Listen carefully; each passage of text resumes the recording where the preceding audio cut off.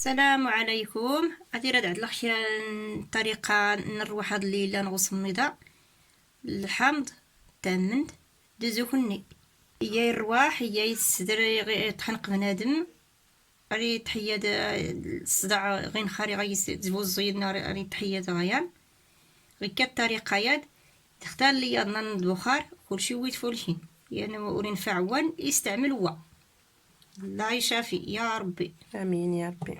هي خالتي عندنا هنايا المكونات شنعنا الزعتر الحامض تامنت والخل ديال التفاح ياك الخل نتفاح بلدي اييه اللي تعدلت سوفوسني. واخا ناخذوا الزعتر غنخوي عليه الماء طايبيك يا خالتي. اييه بسم الله اللي يطلق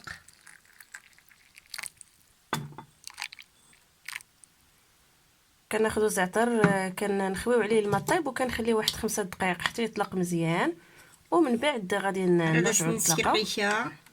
اييه صافي غنخليو حتى يطلق مزيان عاد غنضيفوا المكونات الاخرى. بسم الله غير كذا تنصفو هذا تنسير غير كذا بسم الله هادي ديبان تمعي قاعد نتامنت هديت هادي هاد انا قاعد نصيب العسل الحر ياك يا خالتي. اي العسل الحر ليس سفار معلقه كبيره ديال الحامض. اي هديت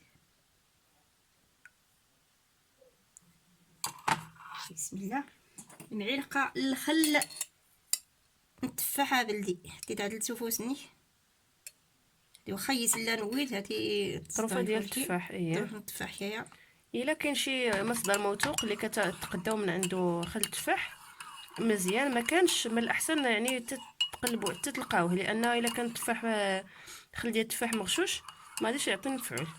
يا الله الخيرات هاتي فولشي عند طلب المجتهدين غادي اتشير الخيره اتجربن اتسنماني هي ركاد أكيد السام 3 أيام غراتيهم كي جربت وفي خساسر الله الحمد لله ورسل تخنق غير اللي ورسل والو الحمد لله بخير وعلى خير. جرب غوا اللي البخور. ايه الواحد يجرب الطرق بجوج اللي جاتو سهله يديرها. كاينه هذه وكاينه الاخرى اللي درنا في الفيديو الاخر ديال الليمون والبسباس هذيك مبخرين. غنخلي لكم الرابط في صندوق الوصف اللي بغى يدخل الوصفه الاخرى. المهم راه بجوج بهم مجربين وبجوج بهم مزيانين.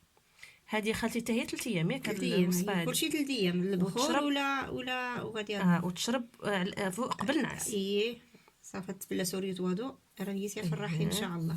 ايوا كنتمناو لكم الشفاء يا ربي لكل واحد كيعاني من الزكام ولا نزلات البرد ولا سيل الانف ولا الكحه داك الحريق اللي تيكون في الصدر. تتمناو يعجبكم الفيديو ان شاء الله.